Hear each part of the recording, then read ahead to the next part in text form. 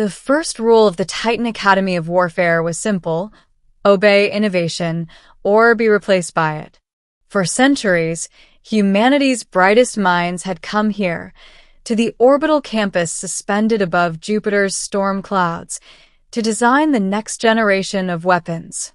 Each student dreamed of joining the Dominion fleet's elite engineers, whose machines decided the fate of entire worlds. Every semester began with the same test. "Build a weapon," said the instructor, his voice amplified by hovering drones. "Any form, any design.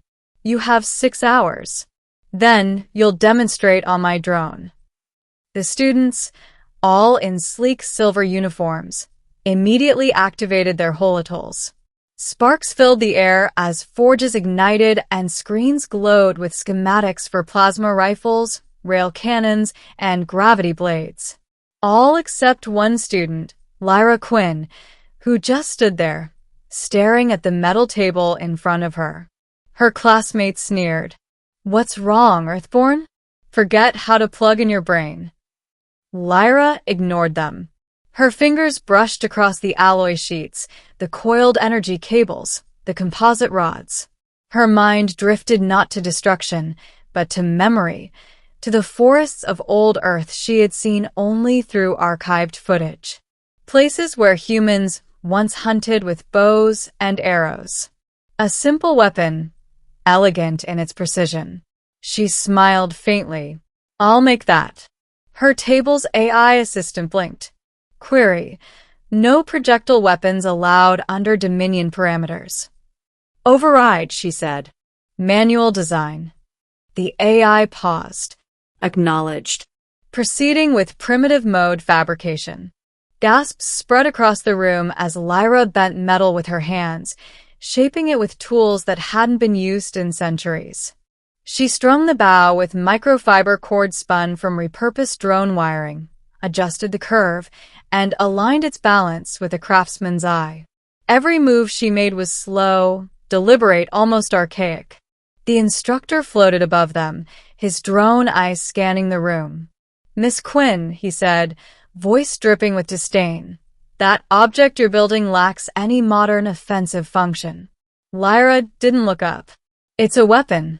It just doesn't need batteries to work." The other students laughed. One gestured at his gleaming plasma rifle. "You'll be vaporized before you even pull a string." Lyra glanced at him, then at her half-finished bow. "Maybe. Or maybe I'll just hit first." By hour 6, the testing hall was lined with gleaming instruments of death. Every student stood proudly beside their creation, except Lyra, who adjusted her final arrow, a shaft of lightweight alloy tipped with a nanite crystal core. It glowed faintly in the light. The instructor's primary drone descended, its voice calm and cold. "Demonstration sequence, begin." The first student's rail cannon hummed and fired, punching a hole through the air with a sonic boom. The drone dodged easily. "Insufficient tracking algorithm," said the instructor. "Next." One by one, each student tried plasma bursts, energy nets, gravity pulses, but the drone evaded every strike with mocking ease. Finally, it was Lyra's turn. She stepped forward, bow in hand. The hall quieted. The instructor's tone was amused.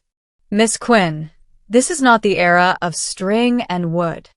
Lyra met his gaze. "It's the era of forgetting how to aim." The drone lifted higher, its cameras focusing. "Begin," the instructor ordered. Lyra exhaled slowly. Her fingers drew back the string. The bow emitted a faint hum as the nanite arrow charged, absorbing static energy from the room. Every student watched, expecting her to fail. Then she released. The arrow moved faster than sound, a streak of white light that curved midair, guided by a magnetic pulse from the nanite tip. It struck the drone dead center, piercing its optical core. Silence. Then, the drone collapsed to the floor, sparking violently before shutting down completely. The instructor's eyes widened. "Impossible." Lyra walked forward, picked up the damaged machine, and handed it back. You told us to build a weapon. I built one that doesn't miss. The story of the primitive girl spread across the academy within hours. Some mocked her. Others feared her. But when the Dominion board reviewed the test footage, they saw something remarkable. Her arrow's energy pattern adapted mid-flight, self-correcting against the drone's evasive maneuvers. They summoned her for questioning. A cold, white chamber.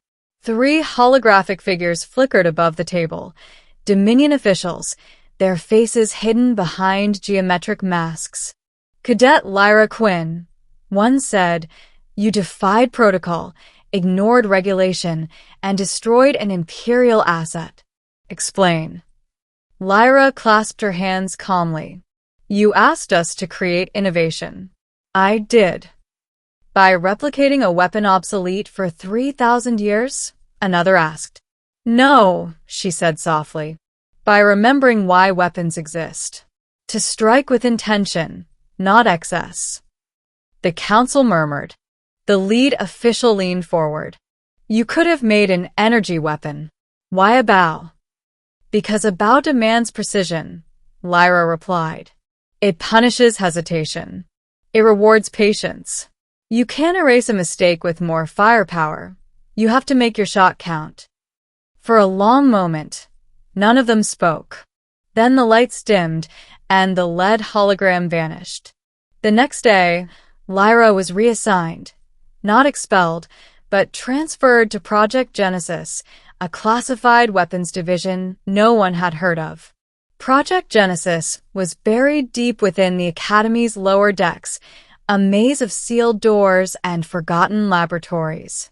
Lyra was escorted by silent guards until she entered a vast chamber filled with holographic projections of alien technology. An elderly scientist approached, smiling faintly. You're the one who broke the instructor's drone with a bow. Lyra nodded cautiously. You've heard. Heard. He chuckled. We watched it frame by frame. He gestured to the center of the lab, where a massive sphere hovered, an alien artifact pulsing with unknown energy. This is why you're here. We recovered it from a derelict craft beyond Neptune. It reacts to neural signals, pure intent. But no one can control it. Lyra stared. You think I can? You didn't just build a weapon, he said. You bonded with one. Your mind predicted motion, adjusted energy, adapted to outcome, all subconsciously. That's the same principle this device operates on. They called it the Echo Core. Over the following weeks, Lyra trained with it, focusing, channeling thought into form. Every test failed for the others, but under her hand, the core responded like a living thing.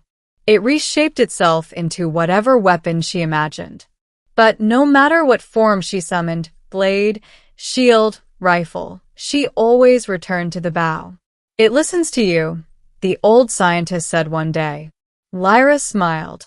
Because I listen first. Months later, the Academy came under attack.